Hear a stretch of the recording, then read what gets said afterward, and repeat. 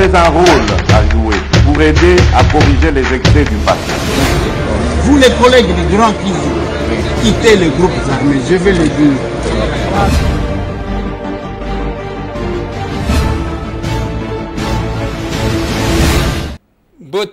Bote lisusu bandeko nanga bino bandeko oyangai masolona depuis te to komi lelo toza vendredi toza le 14 avril 2023 c'est petit à petit tozo kende nasuka sanza et avril masolona depuis te ya lelo to kolobela dossier moi et belé bitumba nasona hydroc Michel Ebomana Marcelin Bilomba Bakobunda Bawilinin dans ce numéro Masolo, les deux fils de l'UDPS, les deux anciens conseillers du chef de l'État, les deux anciens conseillers principaux du chef de l'État Bawilinin dans ce numéro de l'émission.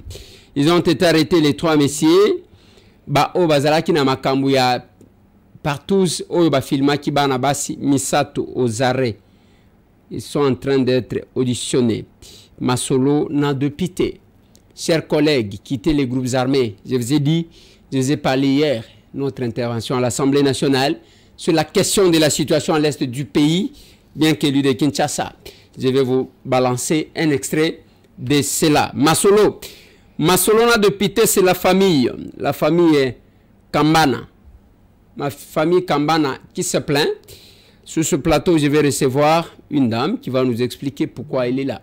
Ayeko sala nini nango ezali ko salema bana matadi mekwisa nazoya pona échange patriotique et to solo la paix moi makambo ebele sur ce plateau bande konangai avant que toi aborder ba question mususu ndenge boyebi masolona de pité eza espace biso à notre qualité de député.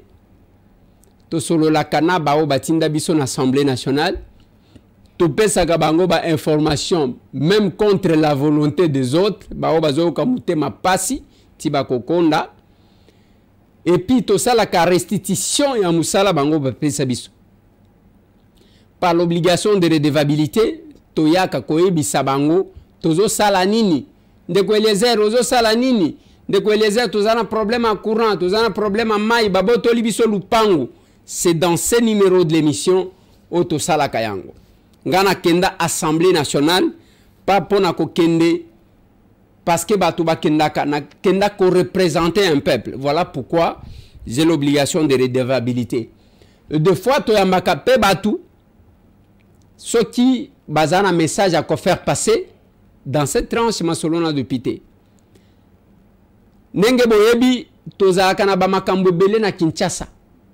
Na justice tozana makambu belé parmi ba makambu oyo emoni saka justice pasi makambu ya ba mapangu ko wele la mapangu ba succession ko boto la mapangu ndenge zo salema na Kinshasa soki ozama kasité au perdre tous les droits sur ce plateau. On a une maman. Mbote maman. Mbote honorable. Boni maman. Ah, pas si honorable. Nazo kokate. Natamboli awa. Zelana no maman, kombo na yona ni maman. Kombo na ngai Georgine Kambana. Ngane nazo représenter famille Kambana étant que liquidatrice. Toza 21. Naza mwana de fin papa Kambana na 8e rue 167 na commune Alimete en face à Belle Campus. OK. Boza 21, famille Kambana, c'est ça? Oui. Yoza 40e ya famille? Naza 8e. Oza 8e. Et bana nyonso 21 baza en vie? Non, mi bale ba kufi pour na choc ya lopango. Oh, Botikali 19. Botikali 19. Ba 19 wana boza wapi? Boza kana Kinshasa? Boza na Kinshasa, tozola la l'église. Bino nyonso 19 boza na Kinshasa? Boza na Kinshasa. Oui. Et eloko nini memio awa na plateau ya masolona député? Eloko miminga awa na plateau ya masolona député na lembi makasi na sali 5 ans libanda nazo comprendre te eloko nini yango ezoleka na kati ya capitale oyo. Papa député, papa nanga sili kokufa na 92.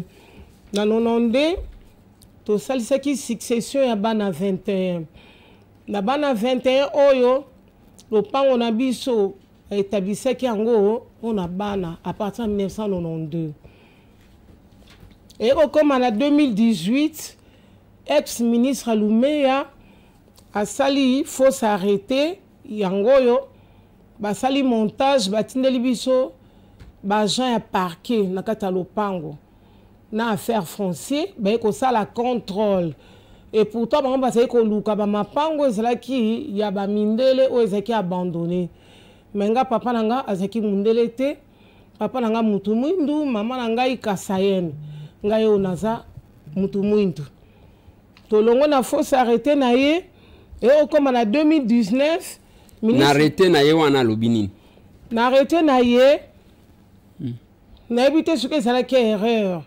makambaloba awa lopango eza bien 100 mètres d'après ye mais en notre temps papa nanga des premiers occupants lopango wana papa nanga salaka demande de terre depuis na époque à Kasavubu et pas ya bourgmestre Monsoso bapesi mabele wana sombi yango abandi na ferme et tant que ferme malin beye pasaki commerçant aye kozwa ba moyen asali mwa bandako na ye na kati abongisi na nonondende asile kotika biso l'air ya kufi biso to récupérer le pangu etikali ya bana 21 to vandaka il y avait pas de problème.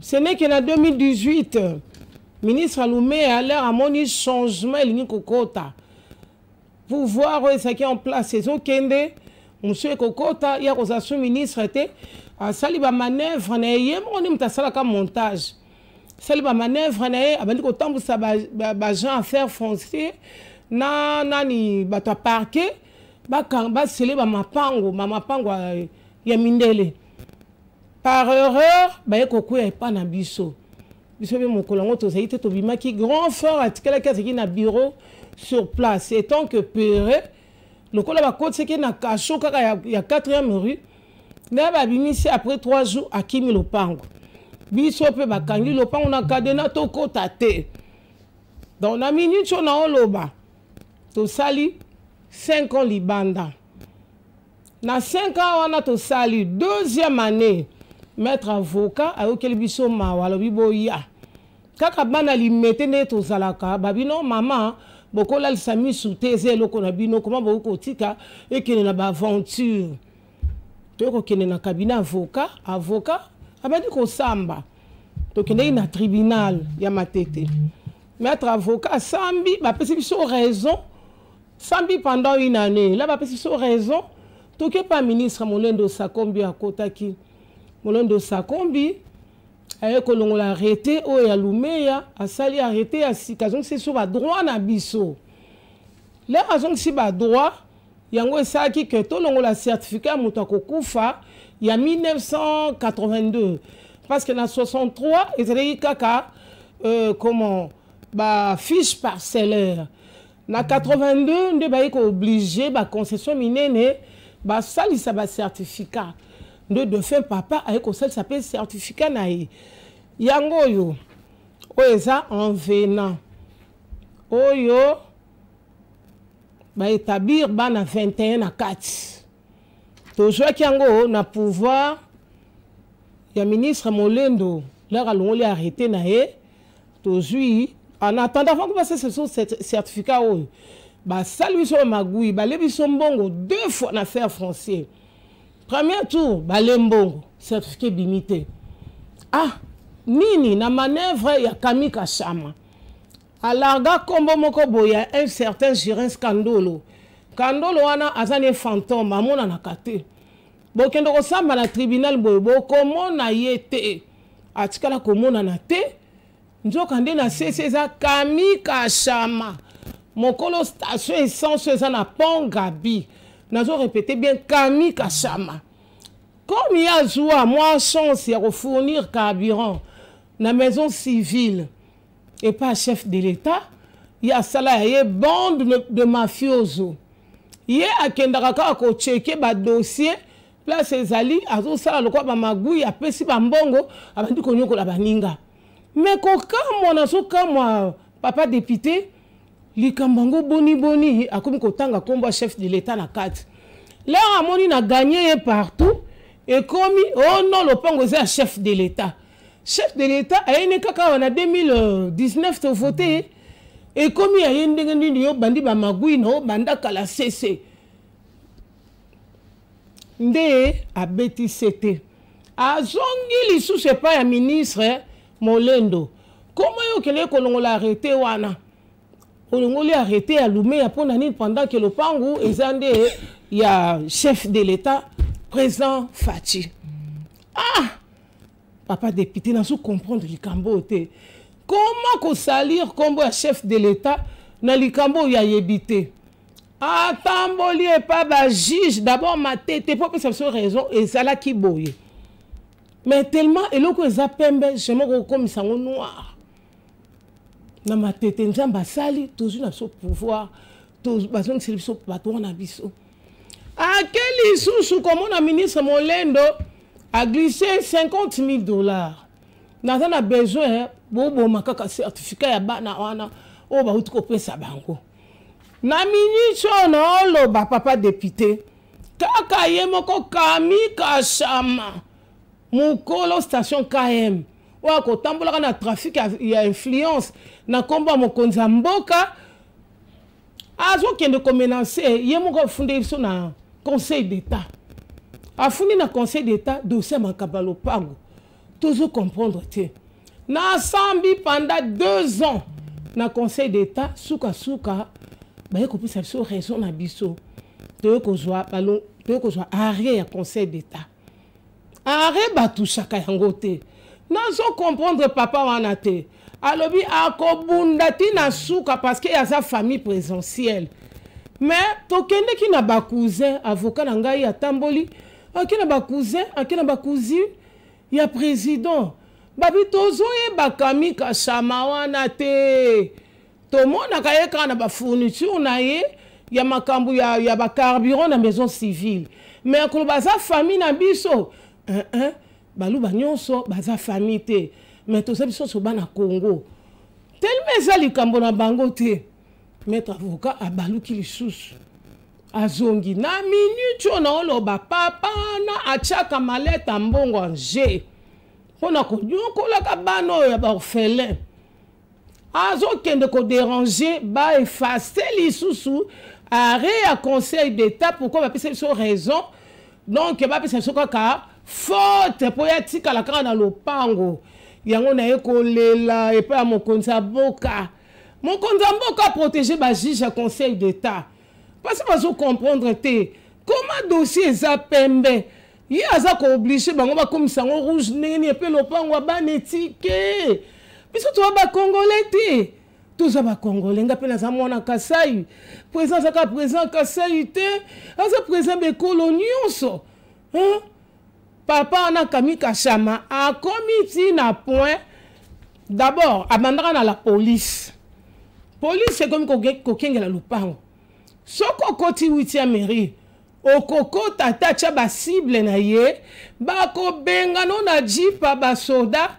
bima na minute na zoloba papa honorable na sola la ndene église lelo kuto moninga na za moi propre pour na bato mawa mo elamba ba pesi mama tembala na to mona ki na chaîne boye olata ki salité mais siko olata ta boyezo mo makasi kendo sola na mokonzi mboka faut atambusa matoi partout nozolela naleli même na komba mama Martha naleli na komba mama Denise nazokamwa bana la lekaki mbalo ya suka je crois qu'il y a 2 semaines papa honorable talenanga likambo yo na Kami Kashama azo salir kombo a chef de l'état bon le belango ata na parlement peuple azo souffrir pourquoi qu'on collabore orphelin na lingi désordre te bato musu bazo proposer mama yo penso ka bande na yo ya armée blanche ba ke ko sala désordre eza solution te Kami Kashama aloti lopangwa batu et puis comme kotindika koma mokonzi mboka liboso na minicho na oloba alongola ki auditorat atiaki d'abord ba soda ya FARDC baotaki auditorat pa général Kasongo nga ozomona nga papa député bakanga ngai ntina auditorat nakende kosamba kaka likambo ya lopango nazo comprendre te nga naza soda te na auditorat na kosala nini nasamba kuna dossier clair te babengani ngai donc quelque part bato mosusu bazokokamawa bebi ke papa wana azosala mabe mais papa ngo aza sans cœur alobi ye ata mokonzi ya mboka aleki ye te ye nde azokonza kisasa mobimba na miniti oyo na oloba azotambola meme na bagarde républicaine azwi bango atie mosusu na lopango na 8e rue 167 en face à Belle Campus na ici na papier hygiénique po bavoisin na biso bazalaki papa Kasale oyo Muyombe atekela nde ici na papier hygiénique Belle Campus eyaki koya simba wana nasaki mona moke nayebi mambo eleka te mais Belle Campus eza mpa na bango moko na kolanda kuna bamatondo basali na suka babibishe na ministère amen na mopanzi na biso soko oleki aso un frère bendien wana nde biso na kwe kuna papa de Kamembe oyo asili kokufa nazo comprendre eloko te naye koloba na mokonzi ya mboka arrêt ya conseil d'état papa wana ameka kopesa bongo te mpo nga naza libanda nakokontinue kosamba te dossier soki sesui arrêt tribunal asasisi bamakambo nyonso badroit na biso ezonga certificat na nga oyo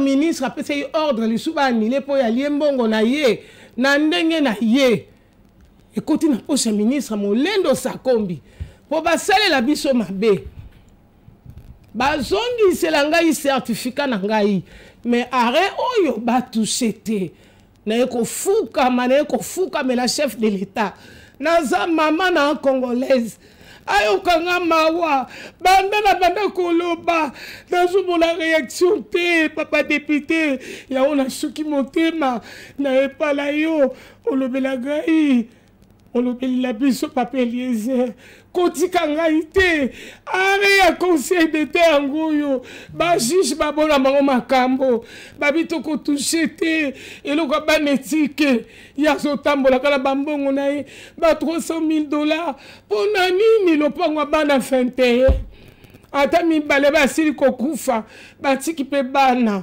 droit na bango esa kaka lopango eza ya biso biso nde toza na basoubassement ya bien ya depuis 1963 livret de logeur ezali oyo bapesa papa autorisation ya kosomba place wana epa ya ancien bourgmestre Monsoso aleka batala na baarchive à l'état Monsoso azalaki de époque à présent Kasavubu ye Kami Kashama akosomba lopango yango inégal ndenge nini nani asaleli signature nga moko liquidatrice yeyo cabinet nanga pe ezali eza mosika te kaka na ville ya Kinshasa na 7e rue asombi nanga te kokota inégal apre nga na ndima mbongo na ye azokosa chef de l'état aza na kati ndeyebiseki mama Martha soko olandaka bachaîne landanga malamu yebisa mwana na yo kombo na ye eza sali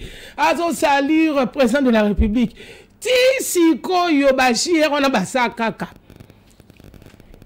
asala bande na ye ya bamafioso na kati ya présidence baminisa Maseke mama nalingi natikelaki yo ose défoulé oloba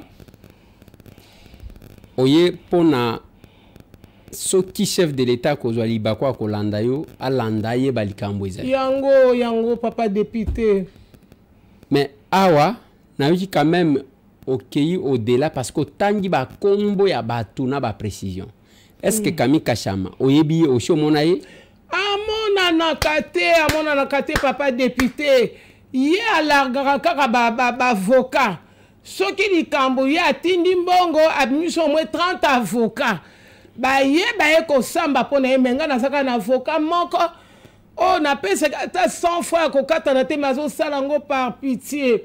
OK. Sikoyo oyebi ndenge nini que parce que pona oya na kombo a mutu na media il faut zala na ba preuve omona yena nuté balobi mutu sambaka na yo lobi kombo ne nani achaki kombo ya mutu ya kokufa Girin Skandolo mais mutu atelema na sima wana ezalaka nde Kamika Sha siko oyebi ndenge nini ke sima ya Girin Skandolo eza nde Kamika Sha mazana sima na yebi parce que KM yango nde siégeaka d'abord kuna le biso tobimaka libanda le atoke kotuna bagarde ya KM bino boye kosala ni lopango na biso tala nde toya libanda ote patron na biso Kamika Shama ye nde mutu aye kosiége awa avandi wana donc tango babimisaka bino na lupangu batu ya KM nde station station KM nde bande kosala sécurité pona patron na bango Kamika Shama ba wana nde bayebi shoke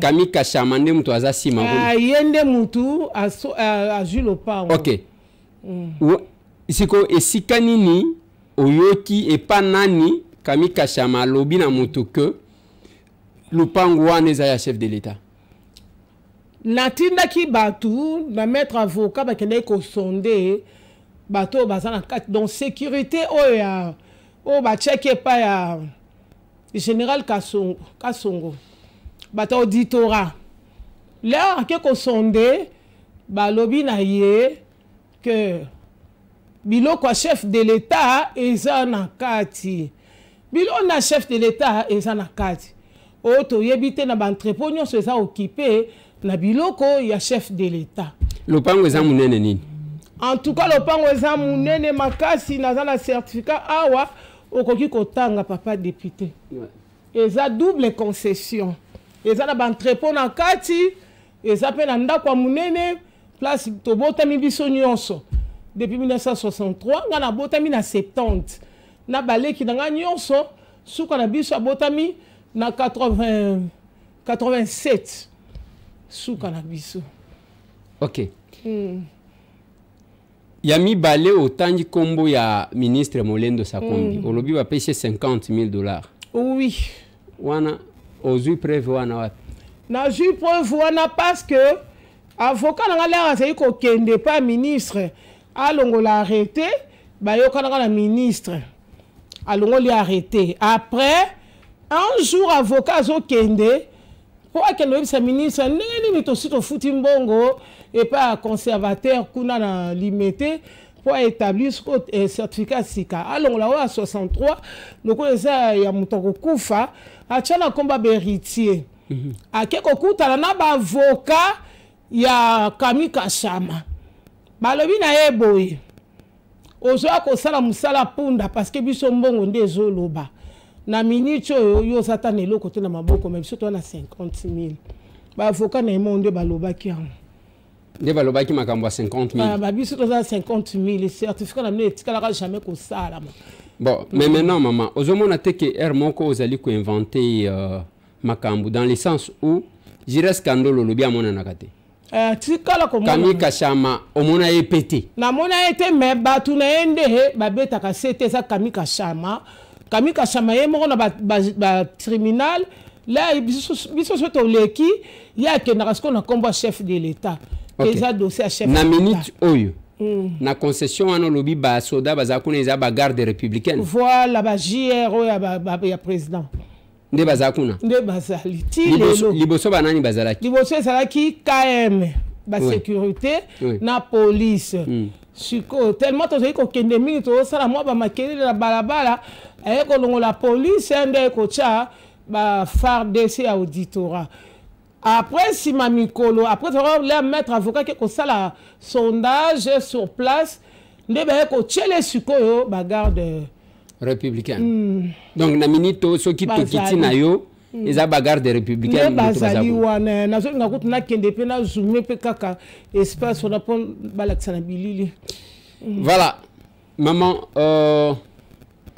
nalingi opesa liloba na yo asuka avant ke ngai nasala mwa commentaire liloba na nga asuka nazolela ka na komba mokonzi ya mboka soki nakolela na komba mokonzi ya mboka parce que bazosite ye nayebi ke eza ye te eza trafic d'influence même conservateur oyo asala biso certificat oyo tozwi à partir ya arrêt na biso oyo ya conseil d'état conservateur alobi nakokoka likambo te mpo bazobenganga nde na présidence de la république non pardon maison civile ezobenga ngai nabona tia vie na nga en danger lokwa basengi na annule ministre mpe abeleliseli nga singa na annule kaka nde yango nazoloba boye mama Denise mama sa mosalaki bomwasi tala bana etike tala ngai mama mobimba libanda na bana toza 21 mibale basili kokufa benga papa vandisa papa sola yo moko na mokonzi ya mboka tala nayoki information boye bakita na 8e rue 167 en face à Belle Complice kolela na ngai ya suka yango oyo mama Denise mama Martha na ngai papa na ngai azaki camarade de défunt papa Etienne ya zolongwa 8e azoki kopesa beau-frère ne mbote na 10e mpo na mama na ngai nga naza mwana limete toteki na quartier résidentiel sikoyo tokomi na quartier présidentiel tala baninga nde babwaki biso na église nayekolela mama Denise naleli mokonzi ya mboka président Fachi tovotaki yo mpo na changement me bato bazoya kosala mbilinga na nkombo na yo président Fachi telelanga likambo okashama lobi ye aza au sommet ya nyonso na kati ya RDC plus précisément na capitale oyo. Merci maman. Kami Kashama. Merci maman. Voilà. Deux fois, devant certains cas, tozanga ka commentaire à faire. Ngai Kami Kashama na ebiete personnellement. Avant que na sala beaucoup de commentaires na kosenga ce qui est na muto ebiye soit yemoko ce qui a kolanda. En tout cas, il est important de tirer les choses au clair. Koyebisa biso.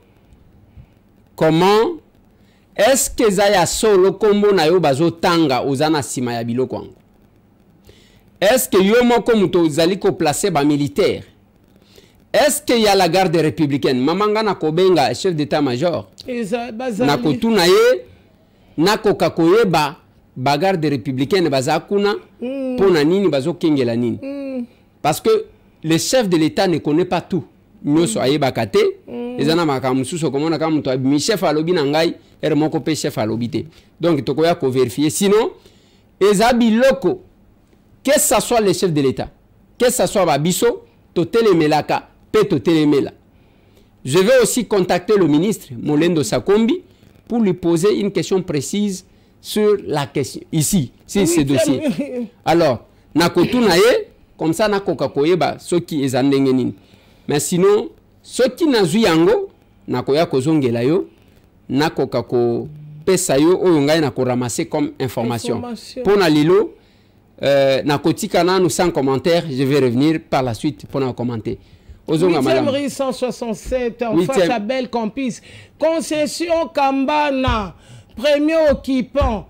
Livré de logères depuis 1963, n'époque à présent Kasavubu. Aroikoe langona mwana oya botami na génération Mobutu te. Biso bana neto zali tozaki na kati tobungisa nyonso na kata lopango. Yango nazole les aventures te. Merci maman. Merci. À toucher, arrêter. Merci beaucoup maman. Voilà. Devant ma question, Moussoussou, tozaka na difficulté de commenter parce que nazo kamabe ovi ya combat bisotomena. Maman a la kisi ba décision na ya justice. A la kisi ba arrêter na dis-moi que la version qu'elle donne est à la keza erronée. Voilà pourquoi nous laissons encore ouvert. Mais s'il y a déjà ba décision ya justice à tous les niveaux, je ne sais pas comment on doit utiliser. Nous devons aider les chefs de l'État.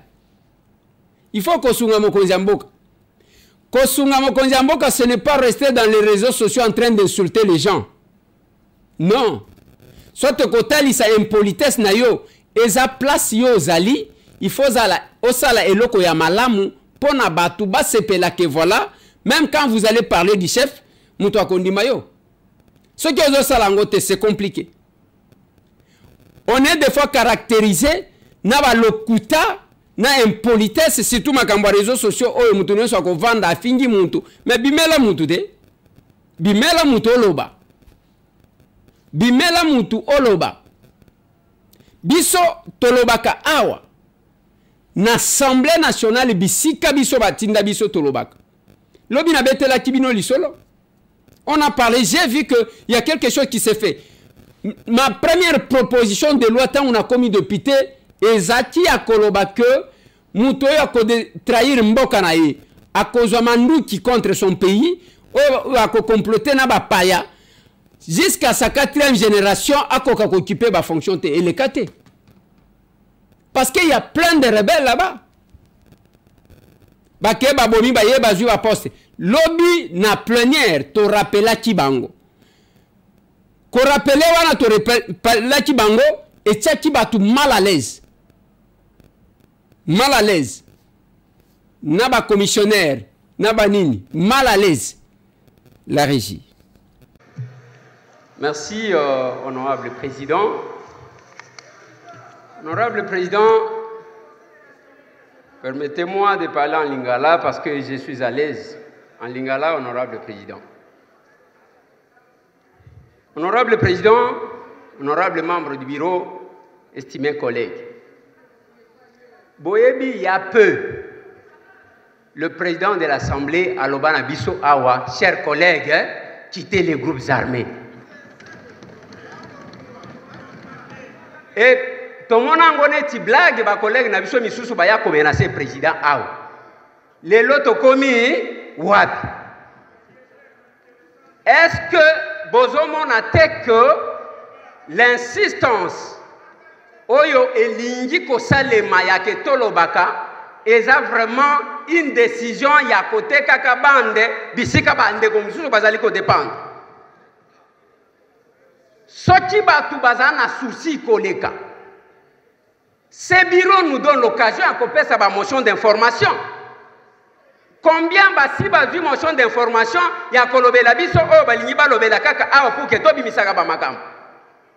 Honorable député, chers collègues, vous allez constater que insistance ya ko dévoiler pour que to zo akamakambuno sto tchaka sur les réseaux sociaux, il y a un objectif d'affaiblissement de notre armée. Depuis un certain temps, ngai na mitunaka, banani babomaka na est. Est-ce que Zabangelo bakitaka babomi bazongi lola? Bao babomaka na est, bazali kaka awa bisika tozali awa. Et comme vous savez, chers collègues, depuis des années, ezana batu boma na sima ko boma baye kozwa ba fonction na Kinshasa. Et nous devons nous lever comme un seul homme pour côté les Melabango. Aujourd'hui, chers collègues, Kolobake, tout débattre de la question sécuritaire, parce que Excellence venait de parler. Quelle est l'information que vous voulez ajouter au Bokoti Kolobate pendant que nous sommes avec vous? Il y a eu plusieurs choses qui vous ont été demandées. Il n'y a que celui qui a les informations si la question de l'Est a yakopé sa moto, a yakopé sa yangote. Par contre, tout le monde va venir au Kanga, mon nabino, ah, Kalami qui te va au Kanga, beba, misusoa. Honorable député, chers collègues, ça m'étonne quand ici, bon, quelqu'un a dit qu'il y avait l'opposition. Non, il n'y a pas d'opposition, il n'y a plus d'opposition dans cette salle. Pour preuve, Moutou Banomaki n'est pas chef de l'État par ordonnance présidentielle, a été plus défendu par cette fameuse opposition que par nous-mêmes de la majorité, chers collègues. Voilà pourquoi, chers collègues, quand il s'agit de la question du peuple, on parle moins. Quand il s'agit des questions, oh, bah, tout va tirer, bah, intérêt, ils insistent. Je propose et je soutiens la motion, honorable président, honorable membre du bureau, estimés collègues. il n'y a pas question de débattre. Yambala Oyo, baraté marché. Merci. Voilà. Ça, c'est nous. Bisonne, biso yewan. Toza batute tolobaka makambu sima na mutu. Soki oza mobali, obimeli mutu lobite. Il y a beaucoup de gens qui se disent les combattants, les gens qui se disent je ne sais pas quoi. Ils ne le sont que dans les réseaux sociaux. Ça, c'est l'impolitesse. Qu'on invente makambu. Lokuta moko. Donc, depuis avant qui a viva na lokuta. Marchandise, c'est le mensonge. Mais il vous dit, Alignata Sabino que Ngai, Bisonde Batuto Sala Sokindengeni. Non. C'est faux. Le pays mérite être défendu.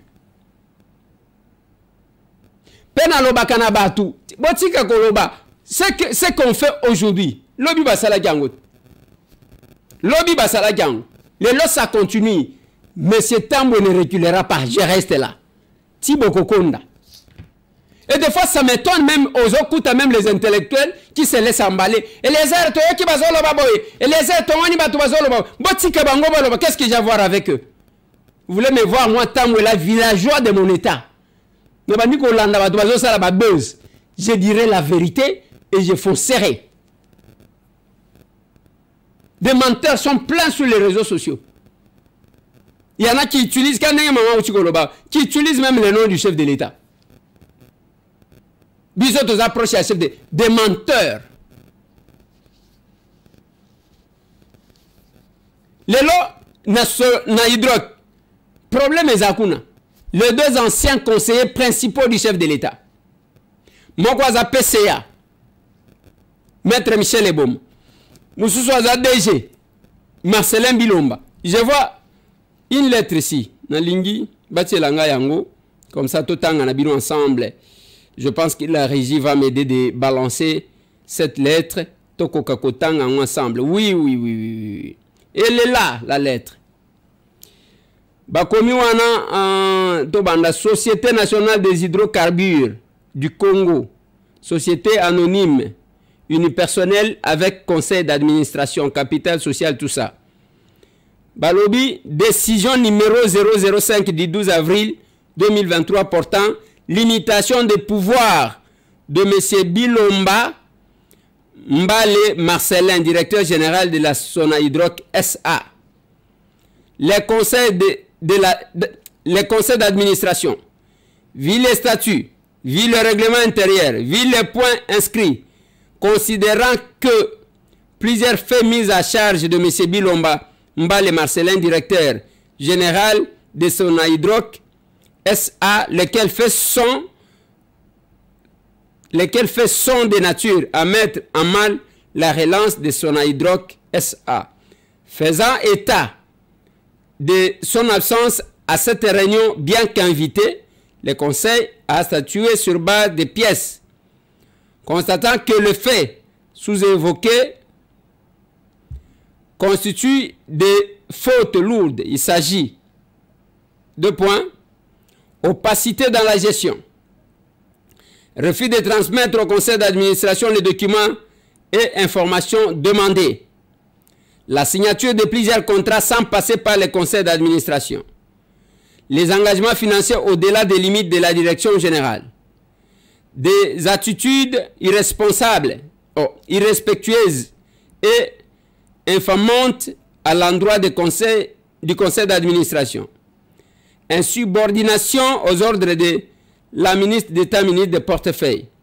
Le Conseil a adopté la présente décision à l'unanimité de ses membres présents en ces termes. Article 1er. M. Bilomba Mbale Marcelin est limité de ses fonctions et pouvoirs de directeur général de Sonahydroc SA. Article 2.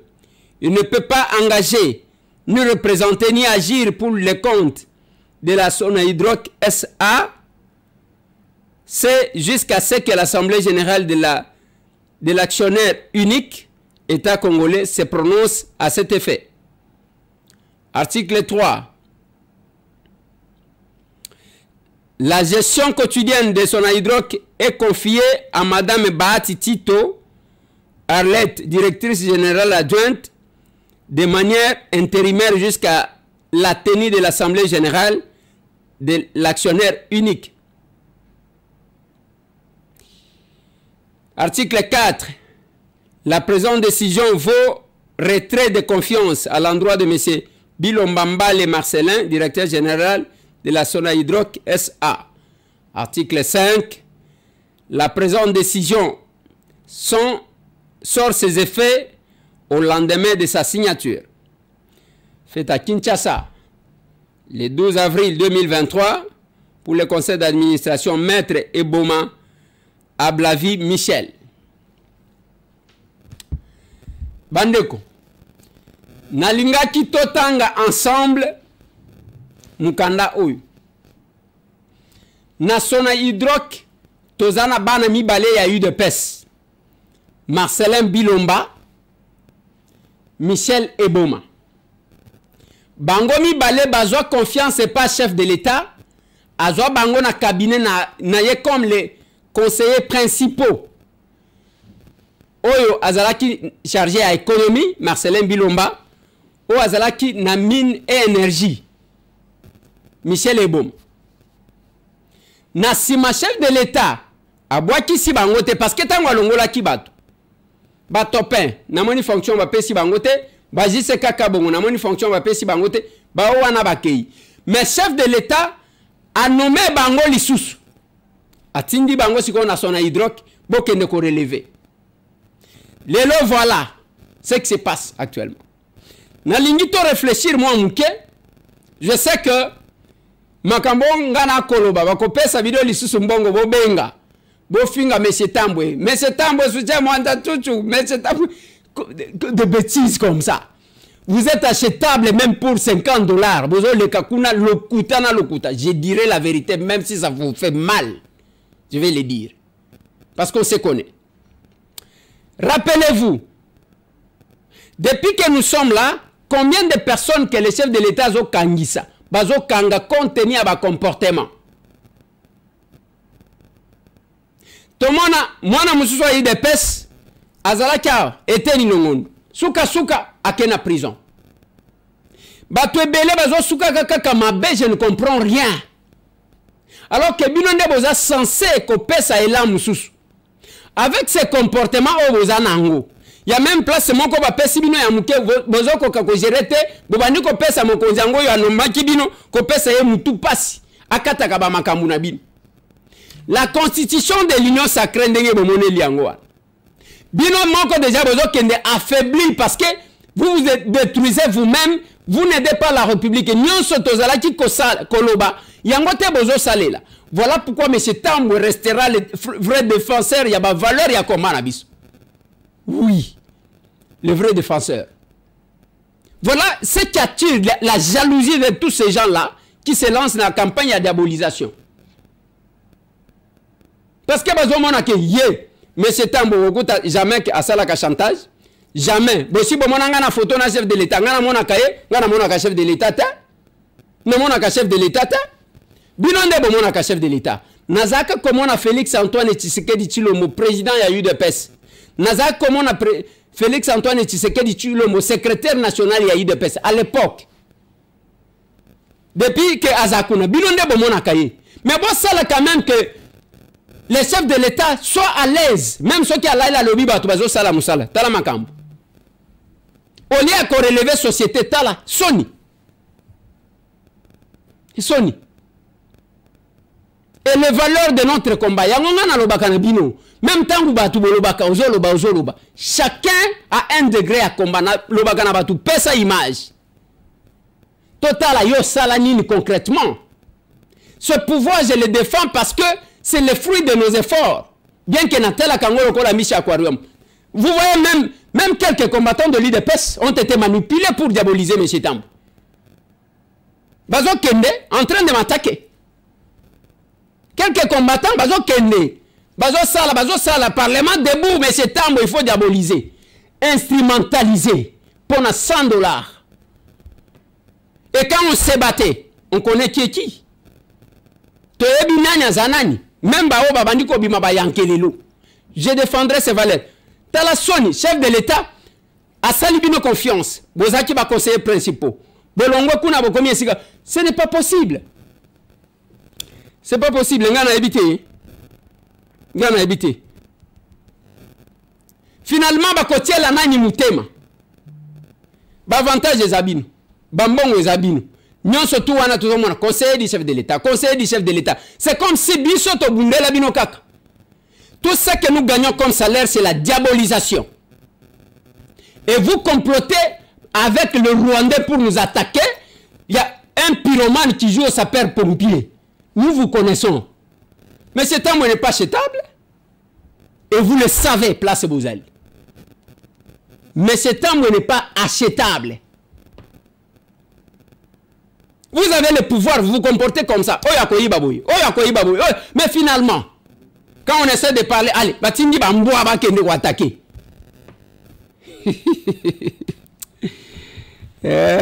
Bokokonda bino. Bokokonda. Quand il y a les valeurs à défendre, c'est que j'ai montré à l'Assemblée nationale.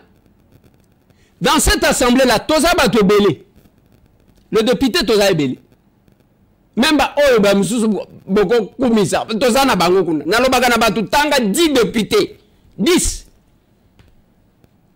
La question a déchiré Yasnel. C'était stagnant parce que l'FC Satiaki mécanisme na yambongo na kopesa batu mbongo na kosalabo basali.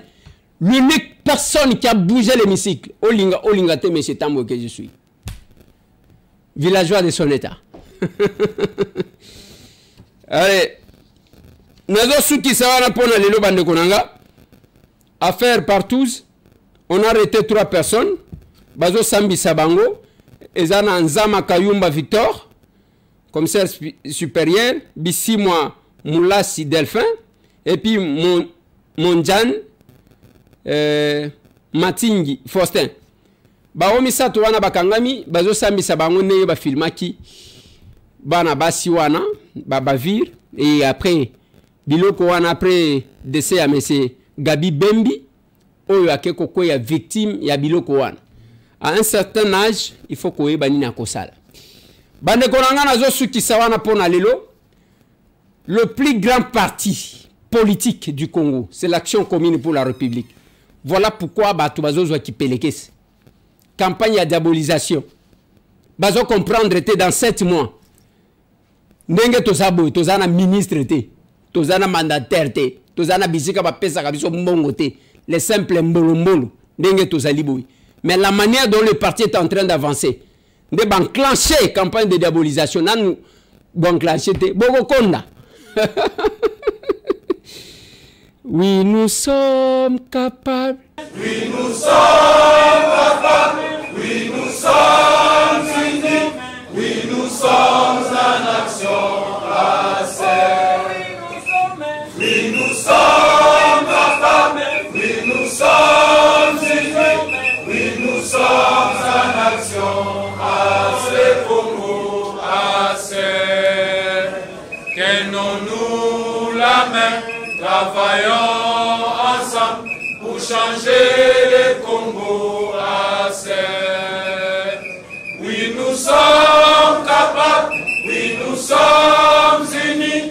Oui, nous sommes en action assez. Oh, oui, nous sommes. Oui, nous sommes capables. Oui, nous sommes unis. Oui, nous sommes en action assez.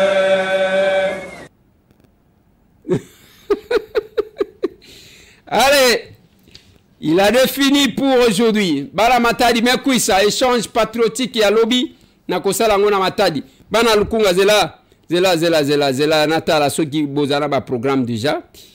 Ouais, boza déjà na ba programme ya échange patriotique. Bana lukunga bokozala wapi? Bana lukunga debout. Je crois. Attendez, je vais voir. Ce qui ba pesa qui ba programme nabino. Non, bana changu changu. Ouais. Bana changu ba pesa qui. Voilà. Voilà.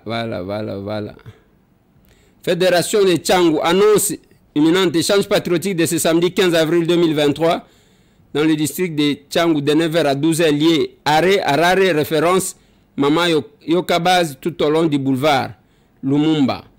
Donc, il faut Bokende Kokutana. Donc, Bana Lukunga, Bozan échange patriotique, Bana Funa, Bana Moamba. Demain, on va voir ce que ça va donner. Bana Matari. Allez, mais ça. Tosuki si wana pona lelo bande konanga. Tozo kene malembe na fin ya mois d'avril. Baoto sengaki lisungi pona dépôt ya caution ya ba candidat ya ba capable de la serre. Nous attendons. Allez, tout le monde.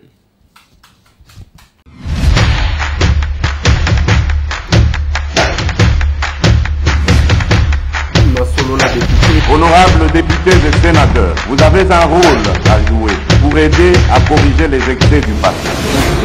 Vous les collègues des grands qui quittaient les groupes armés, je vais le dire.